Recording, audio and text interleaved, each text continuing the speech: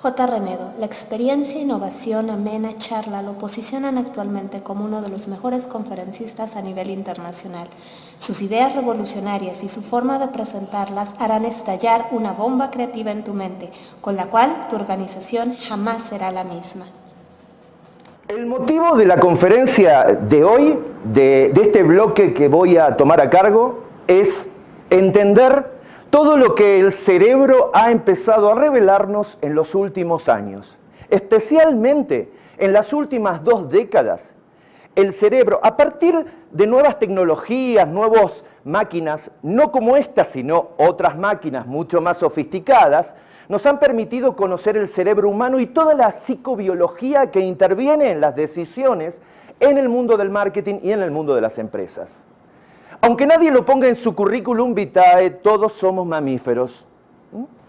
¿Por qué? Lo han visto en el estudio del genoma humano que se hizo allá por el 2000, que se terminaron las conclusiones. Somos en 98% parecidos a algunos animales de corral. Entonces, tenemos que empezar a entender que somos naturaleza. Algunos le preguntamos, habrán visto, típicamente alguien le pregunta a otro, háblame, ¿dónde está la naturaleza? ¿Qué es la naturaleza? Y lo primero que hacemos es señalar para algo verde, allá afuera en la ventana, el paisaje. No, tendríamos que señalarnos a nosotros. Nosotros somos naturaleza. Y hemos descubierto en este estudio de la naturaleza el poder que la política tiene, que el político, el candidato y el que está en la gestión de gobierno tiene para influenciar sobre grupos, sobre masas, sobre el electorado, tiene que ver mucho con conocer el poder del cerebro, cómo funciona y cómo viene nuestra historia evolutiva. La conferencia de mi parte va a ser simple. ¿Se acuerdan? Oscar Wilde decía, ser simple resulta complicado. Hay un gran gurú que dice, tuve que escribirte una carta demasiado extensa porque no tuve tiempo para ser conciso. Porque para ser conciso, para simplificar, hay que tener un arte y una ciencia especial. Y hoy, ser simple es realmente una estrategia, un arma poderosa para la comunicación política. Mario Quintana es también un poeta brasilero, muy admirado por mí, que dice, los verdaderos analfabetos son los que aprendieron a leer y no leen. Otra frase famosa de Mario Quintana es, cuando el lector debe preguntar al autor qué quiso decir con ciertos tramos de un libro, es que alguno de los dos es un burro. Y esto pasa con las conferencias también. Si ustedes no van a entenderme claramente, es porque es culpa mía. Bueno, ¿por qué me dicen J, como la letra J? Ustedes habrán escuchado a veces, no entiendo ni J, ¿no? Porque la J es el símbolo más chiquitito en las lenguas del Medio Oriente. Era un símbolo bien pequeño, entonces cuando uno dice no entiendo ni J es porque realmente sabe poco de alguna cosa. La J también es un baile español, y J es hoy uno de los cantantes más exitosos en Corea del Sur. Después de Gangnam Style, etc., uno de estos cuartetos tipo Backstreet Boys, el cantante principal es J. ¿Para qué les digo todo esto? Para que mnemotécnicamente les quede grabado un nombre.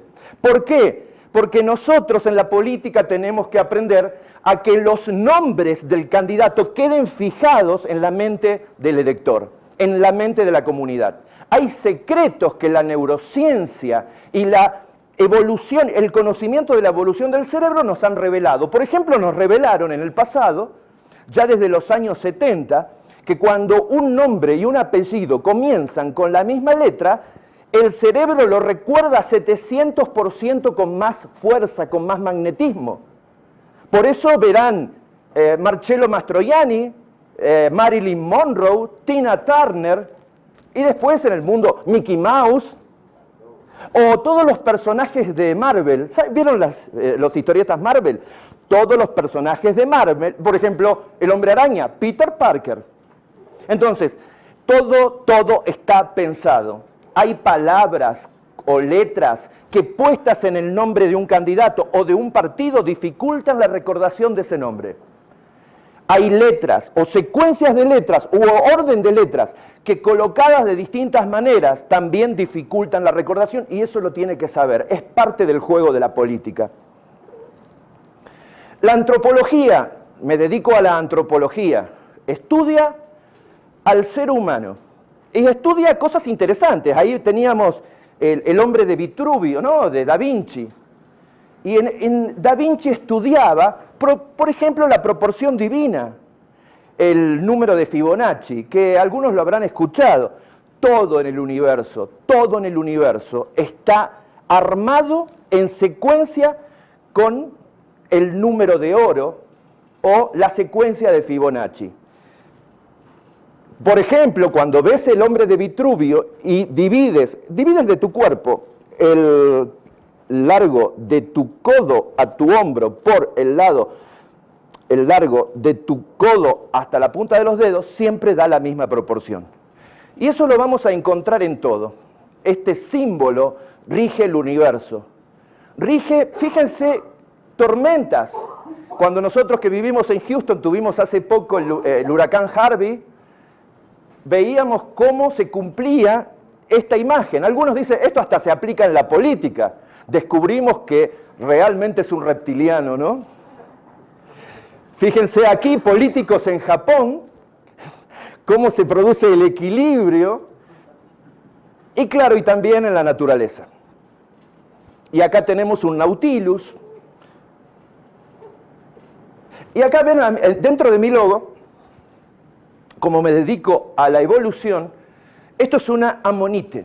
Una amonite es un fósil antiguo, una especie de predecesor, tío, abuelo, tatarabuelo de nuestros Nautilus, que vivió entre hace 300 millones de años y 65 millones de años.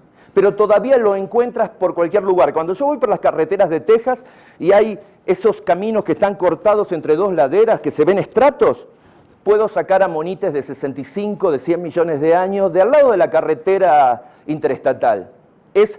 Son estos animalitos que hay desde 2 metros, vas a encontrar, y en todo el mundo.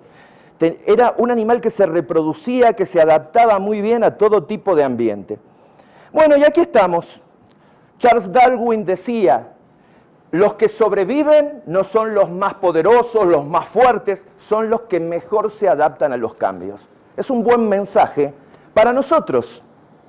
Bill Gates hace 15 años se le acerca un periodista y le dice, señor Gates, 20 años, usted era relativamente joven, el más rico del mundo, es el que, récords Guinness, aparecen en el libro Guinness de Records, el que más joven llegó a ser el más rico del mundo.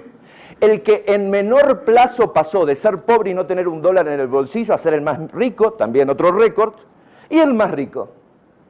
Se le acerca un periodista y le dice, ¿qué le preocupa a usted? Porque usted debería ser súper feliz, hace lo que le gusta, millonario, ha tenido un éxito meteórico. ¿Le preocupa algo? Sí.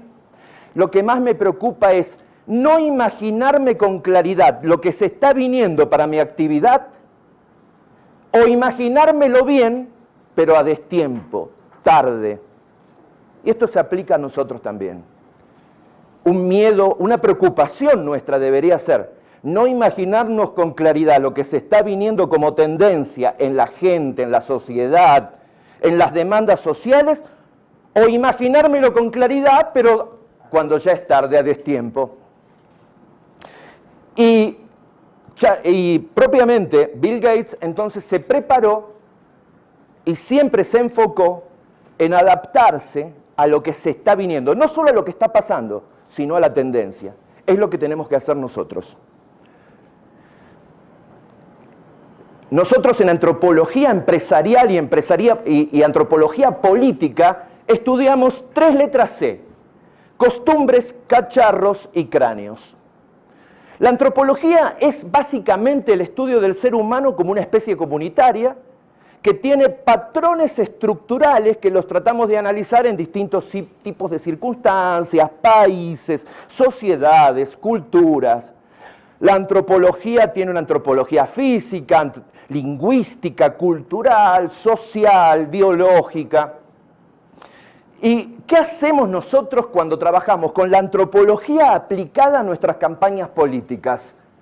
Primero, hacemos trabajo de campo y de laboratorio. Estamos en la oficina, pensamos, pesquisamos en internet, pero también vamos al campo a experimentar, a vivir con la gente, con las comunidades de distintos lugares del país y viajamos al exterior también para tener experiencias. Usamos intuición heurística, del griego euriskein, que significa descubrir. Es lo contrario del algoritmo. El algoritmo es 1 más 1, 2, lo contrario es la heurística, el pensamiento creativo.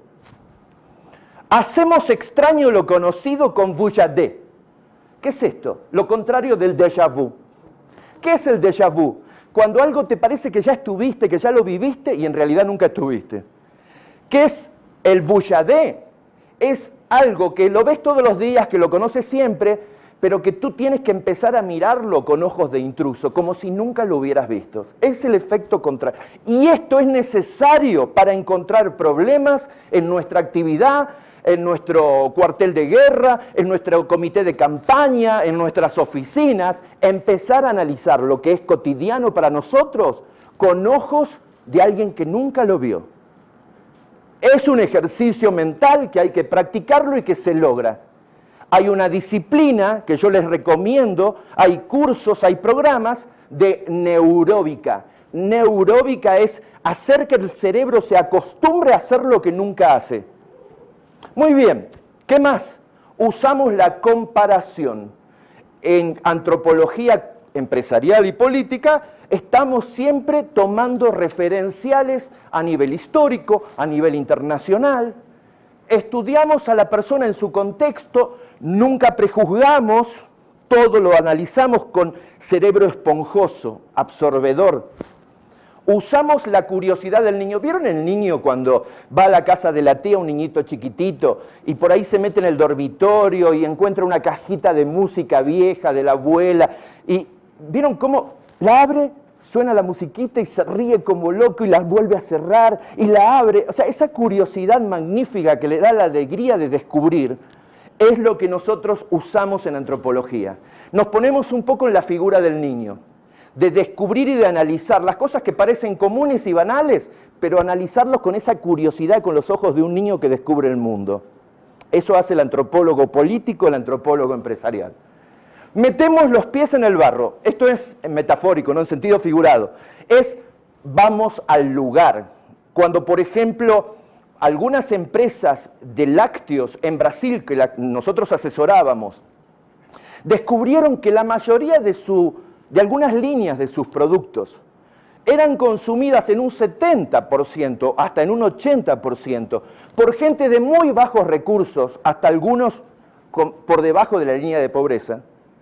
Se dieron cuenta que tenían que hacer que ese gerentito de marketing, gerente de producto que estaba en la Avenida Paulista, que tenía una visión del mundo especial, no podía crear campañas, crear mensajes para esa gente pobre. ¿Qué le hicieron hacer? Le hicieron una beca a que se vaya a vivir a la favela en Brasil por un mes, para realmente meter los pies en el barro. Y fue magnífico porque volvieron diciendo, me hackearon el cerebro, ahora entendí lo que la gente piensa, quiere, desea, qué prejuzga, qué opiniones tiene, qué preconceptos, cómo tengo que hablarles a partir de ahora. Si hay algún parecido con la política, apliquémoslo. Unimos puntos, analizamos distintas situaciones que van ocurriendo y tratando de encontrar puntos en común que nos explican ciertos patrones para luego sacar conclusiones y emitir ciertas leyes o normas. Nos libramos de los prejuicios y además amamos lo que hacemos. Claude Lévi-Strauss, que no sé si algunos saben, mucha gente no sabe que murió en el 2009, famoso. Alguna gente no sabe ni que vivió, pero murió a los 101 años, con muchas ganas, daba conferencia, un especialista antropólogo que, algunos cuando decimos Lévi-Strauss, dice sí, el de la marca de mezclilla, ¿no? Pero decía cosas como esta: al conocimiento del pasado siempre le atribuimos la capacidad de permitirnos comprender el presente, y ese presente nos sirve para hacer previsiones sobre el futuro, es verdad. Pero el futuro también crea el presente y el presente reinterpreta el pasado. ¿Cómo es esto? Sí, el futuro crea el presente. A ver, sí, vamos a ver, si yo decido, le digo a mi mujer, querida, vamos a París a pasar fin de año, el año que viene pasamos Navidad y Año Nuevo en París.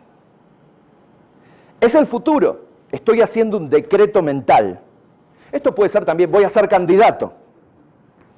Una vez que alguien diseña el futuro con un programa, con una idea clara, perfectamente definida, ardientemente deseada, con fecha, plazo, bien delineada, una vez que uno establece claramente cuál es su visión de futuro, a dónde quieres estar de acá a 2 años, de acá a 5 años, etc., empiezas a mover piezas en el presente que te cambian el presente. Si yo le dije a mi mujer que voy a ir a París, de pronto empiezo a estudiar francés, mi mujer también se compra unas revistas, un libro, se va a la academia, empiezo a gastar menos, a ahorrar y voy comprando euros. O sea, el futuro me condicionó y me modeló el presente. ¿Se entiende? Ahora, ¿por qué se dice que el presente reinterpreta el pasado? Porque sí. ¿Cuántos hoy por hoy políticos en gobierno están generando una reinterpretación o una relectura del pasado? Y si lo hacen con suficiente insistencia, fuerza, claridad, podemos cambiar la percepción general de lo que pasó. La función primaria de la comunicación escrita es facilitar el sometimiento. Y fíjense lo que dice, nada se parece más al pensamiento mítico que la ideología política.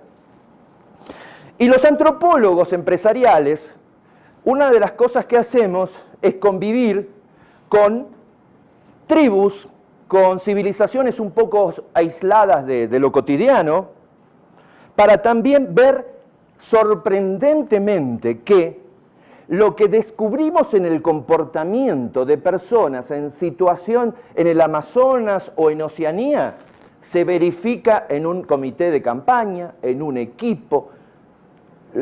Somos idénticos, somos iguales. Por ejemplo, yo he estado tiempo en Yucatán, que Yucatán, no sé si ustedes saben, pero el nombre viene de que los españoles malinterpretaron lo que le decían los locales.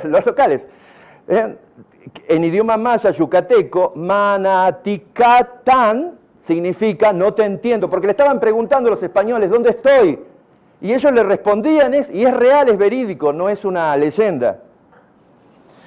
Frecuentemente voy a Progreso y a la zona de Dixilub, donde cayó el meteorito, el famoso meteorito. Me recorro toda la parte de las pirámides, voy pasando, esto es cerca de Chetumal, vas por la carretera, esto es Limones, un pueblito, donde voy descubriendo también pirámides al lado de una tiendita abandonada, sin cuidados. Fíjense que tenemos que saber mucho de la historia nosotros, porque la política actual se explica también a través de la historia. Esto es Chichén Itzá. Yo no sé si saben también, por eso hay que saber, a estudiar, leer. En 1895, Edward Thompson compró toda la plantación enequenera que era de Chichén Itzá incluido, $75 lo pagó. Recién, creo que este año o a fin del año pasado, lo recuperó el gobierno. $75. Se quedó con el cenote. ¿Qué hizo? Estableció un sistema de poleas básico, primitivo, lo hizo casero con 3, 4 ayudantes.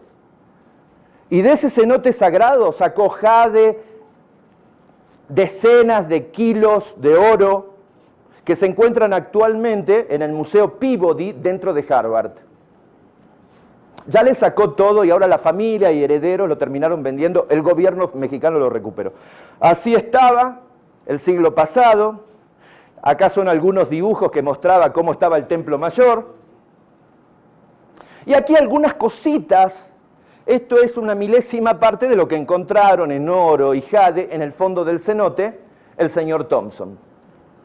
Después de Yucatán también les cuento que es el lugar donde cayó el meteorito, que hizo desaparecer a los dinosaurios. Es una segunda gran extinción que hubo. Allí está del Puerto del Progreso, 5 kilómetros hacia oriente, digamos. Este es el Puerto de Progreso, esta es la carretera que va a Mérida, y aquí está donde cayó nuestro famoso meteorito, ¿no?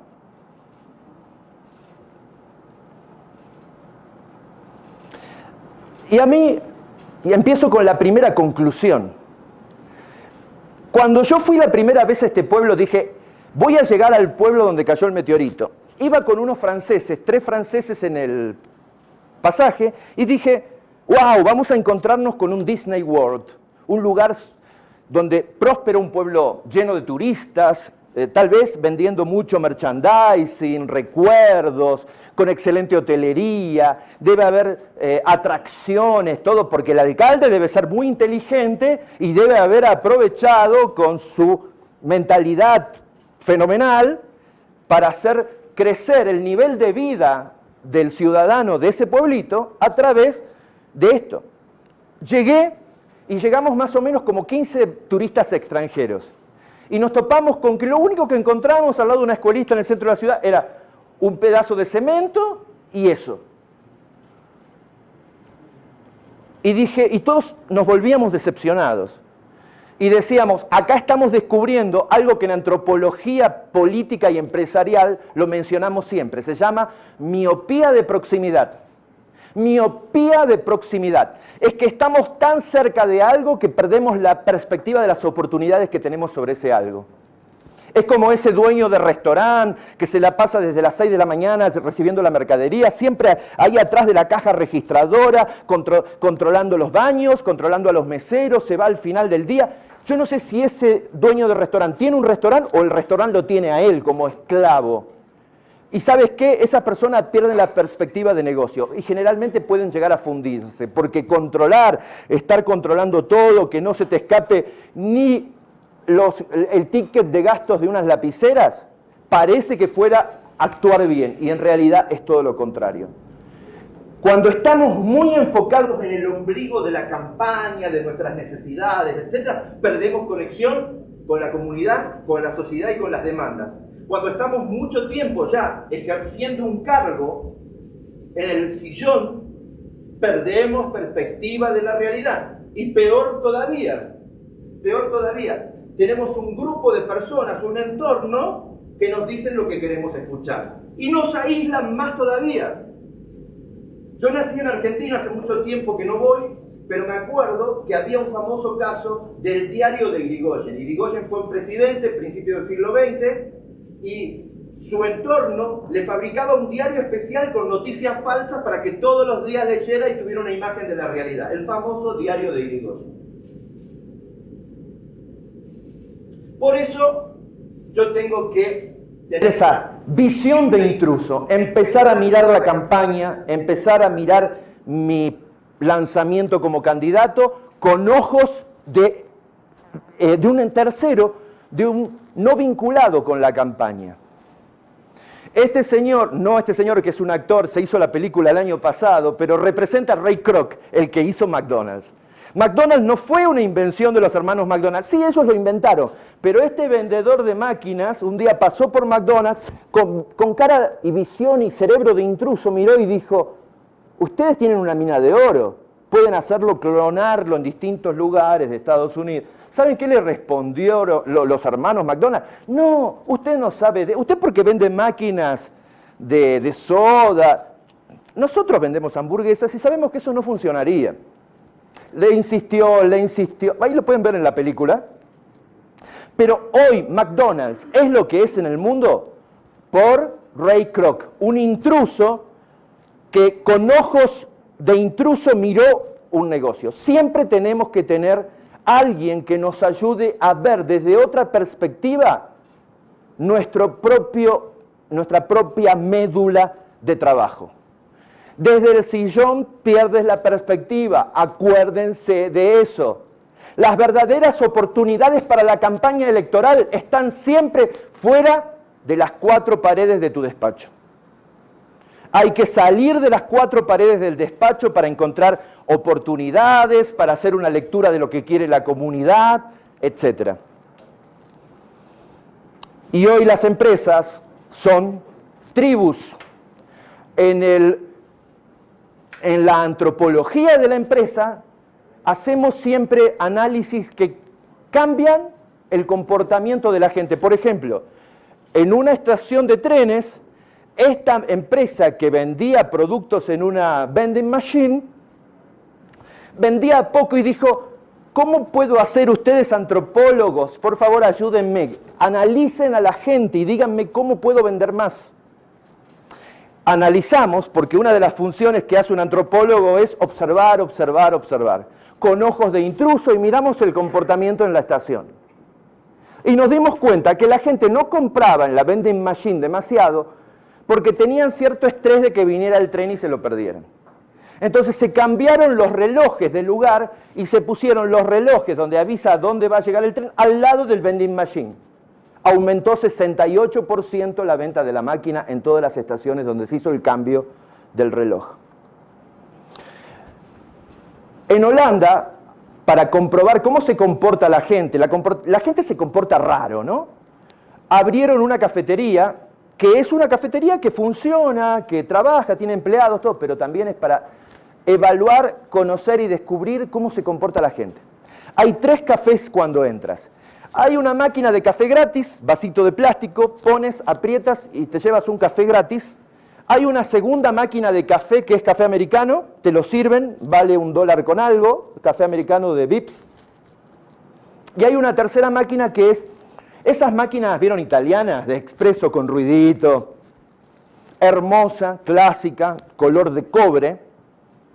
El café ya vale ahí casi $4. Se le hace encuestas a la gente, ¿qué le pareció cada café? Siempre gana, arrasa el café de la máquina expreso. Segundo lugar, el café americano. Y la gente dice que es insípido el café gratuito. ¿Qué es lo insólito? Todos son los mismos cafés. Salen todos de un mismo tubo que va a proveer el café a los 3 lugares. La escenografía cambia nada más. Pero la gente en realidad, por eso decimos, cuidado, cuidado, porque muchas veces estamos luchando contra creencias preestablecidas en las cabezas de la gente. Por ejemplo, la gente siempre pensó, en la época, en los 70, que una máquina fotográfica para ser buena tenía que ser pesada. Se habían acostumbrado, era una creencia. Cuando Nikon saca las primeras cámaras, livianitas, toda plástico, excelente óptica, la gente profesional de la fotografía le decía, esto no es bueno. Tuvieron que rescatarla del mercado, abrirla de nuevo, meterle plomo, volver a cerrarla y lanzarla de nuevo a la venta. Volvió la gente y dijo, ahora sí, esta es buena. La gente piensa que un jabón lava mejor porque hace más espuma, y tenemos una serie de creencias de esa índole.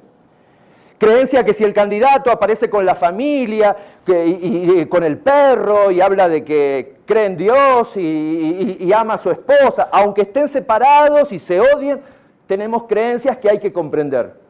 A veces ni con todo el dinero del mundo para campaña, ni con todo el tiempo podríamos cambiar una creencia preestablecida, porque una creencia preestablecida en el cerebro tiende a perpetuarse.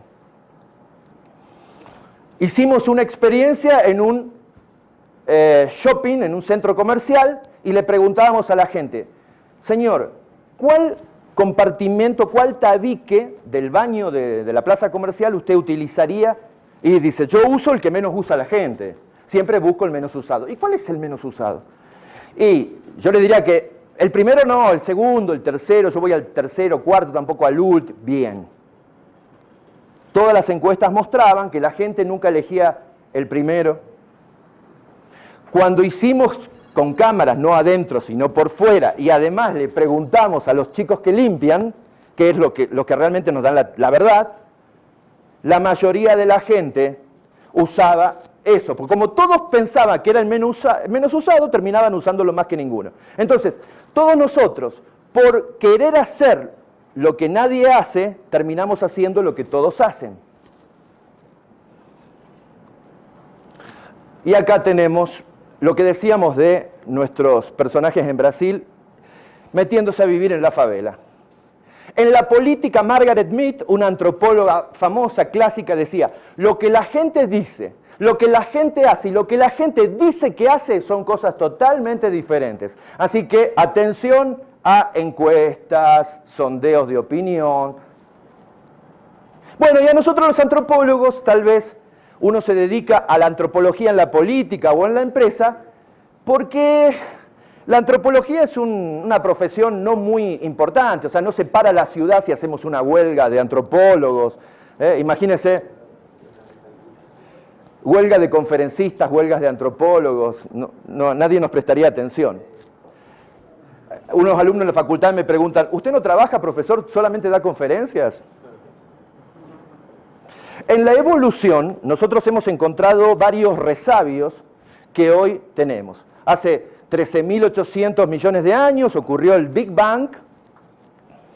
Hace 540 millones de años, en los albores del Cámbrico, aparece esto que lo descubrieron el año pasado científicos chinos y europeos, que sería un ancestro nuestro. Los trilobites, hace 520 millones de años. Luego tenemos nuestras hermosas amonites, entre 300 millones y 65 millones de años atrás. Luego en el Carbonífero aparece Pederpes, por ejemplo, uno de nuestros personajes estudiado en antropología evolutiva. Luego los mamiferoides, como el Sinodonte en el Triásico. Luego hace 145 millones de años ya aparecen algunos tipos de animales que serían como ya para mascotas nuestras, ¿no? Pero fíjense, un pez, un reptil, un ave y un humano, si no somos parecidos, caray, en etapa embrionaria, ¿no? Hablamos de cráneos, hablamos de cacharros, hablamos de costumbres.